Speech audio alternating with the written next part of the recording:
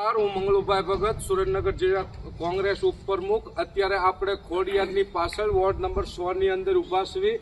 અત્યારે મને 10-15 બહેનોએ બોલાવ્યો અને હું અત્યારે ખોડિયારની પાછળની જે સોસાયટી છે, આ સોસાયટીનું નામ શું છે? મોટી ખોડિયાર પાછળ સોસાયટી કહેવાય છે। તો આ એવી પરિસ્થિતિમાં રહી રહ્યા છે કે જે ગયા 25 વર્ષથી અહીંયા ભાજપનો ઉમેદવાર આવે, ચૂંટણી ટાઈમે આવે, દેખાય અને વોટનું કહી જાય તમારું આ શેરીનો આ રોડ આ રસ્તો એ મેં બનાવી દઈશું, પછી કોઈ 5 વર્ષ પછી કોઈ દેખાતું નથી। આ પરિસ્થિતિની અંદર આ જીવે છે માણસો અહીંયા। એટલે આ આખા ગામનું પાણી મૂત્ર બધું અહીંયા આવી ભેગું થાય છે અને આ સોસાયટીમાં આ માણસો રહેશે એ કેવી રીતે રહેતા હશે એ તો હવે એમનું મન જાણે।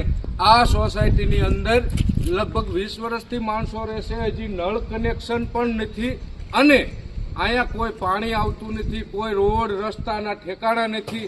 બેન, આપણે અહીંયા પાણી કેટલા ટાઈમથી નથી આવતું? 20 વર્ષથી પાણી જ નથી આવ્યું અને તમે 20 વર્ષથી ભાજપને મત આપો છો, તો હવે એમને મત અપાય નો અપાય ને? ખોડિયારમાં છે, હાસુ બોલજો, નહીં આપવાના ને તો આપણને 20 વર્ષથી જો આપણી પાસેથી મત લઈ જતા હોય, પાણીની વ્યવસ્થા નહીં, ધોળા દિવસે સ્ટ્રીટ લાઇટો થાય અને રાત્રે આ સ્ટ્રીટ લાઇટો બંધ થઈ જાય, બરોબર? આ સ્ટ્રીટ લાઇટોનું હું PGVCL ને પણ એક કહું છું, તમે આ PGVCL ના કે જીબી ને મીટર લગાવ્યા છે, એમણામ તમે ધોળા દિવસે એમણામ ડાયરેક્ટ શેડા મરાવી અને તમે પણ આની ચોરીમાં સહયોગી બનો છો। મારે કહેવાનું એ છે કે આ વોર્ડની અંદર જનતા ત્રાહિમામ છે આ નગરપાલિકાના સભ્યોથી। તો મારે કહેવાનું એ છે કે આ વોર્ડની અંદર આ શેરીની અંદર જલ્દી ને જલ્દી રોડ, પાણી અને ગટર એવી વ્યવસ્થા કરવા માટે આ બહેનોની માંગણી છે। 20 વર્ષથી તમને મત આપ્યા છે અને મારી પણ માંગણી છે, આવતા દિવસોમાં જલ્દી ને જલ્દી પાણી આપે એવી બહેનો માંગણી કરે છે। બેન, પાણી કેટલા દીમાં આપણને આપશે એવડે એ માંગો છો તમે? કેટલી વખત તમને કીધેલું? દરેક ચૂંટણીમાં આવીને કહી જાય છે, દરેક ચૂંટણીમાં આવીને તમને કહી જાય છે કે આવી જાય છે, તો હજી કેમ આવી?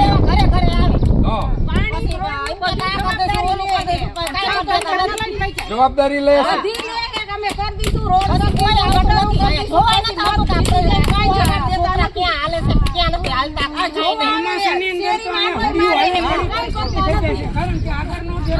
બોલો। ચોમાસાની અંદર અહીંયા હુડી વાળી ચોમાસાની અંદર અહીંયા કણે જે મેઇન નાલું છે એ નાલું લોકો બંધ કરી નાખ્યું છે। કોને બંધ કર્યું છે? હવે એ તો સામે વાળે સોસાયટી વાળાએ બંધ કર્યું છે। કોઈ ભાજપના માથા ભારે આગેવાન છે? એ તો કઈ ખબર નથી સાહેબ, કોણે? અમે તો ત્યાં જઈએ છીએ,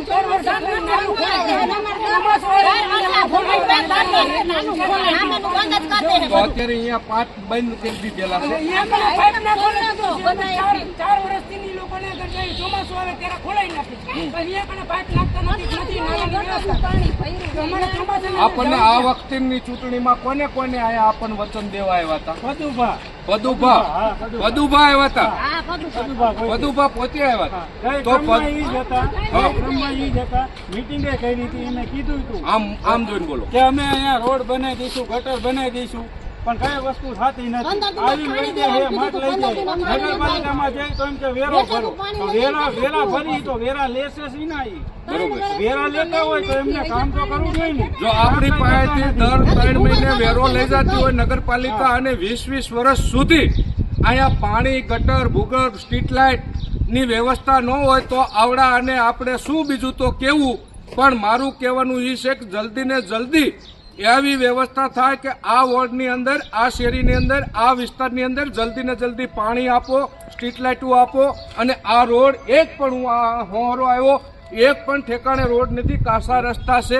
તમારે જો હળવઈના ઉદ્યોગપતિ 20 લાખ રૂપિયા ફંડ આપી અને હળવઈમાં બનાવતા હોય તો અહીંયા આટલી બધી જનતા રહેશે, તો એના માટે તમારે ખરેખર પદુભાશ્રીને પણ જોવું પડે કે અહીંયા રોડ બનાવવો જોઈએ। હળવઈના ઉદ્યોગપતિ પૈસા આપે, ફંડ આપે એટલે અહીંયા રોડ બનાવી દેવાના. અહીંયા એક પણ રેસિડેન્ટનું મકાન નથી, એક પણ ઘર નથી.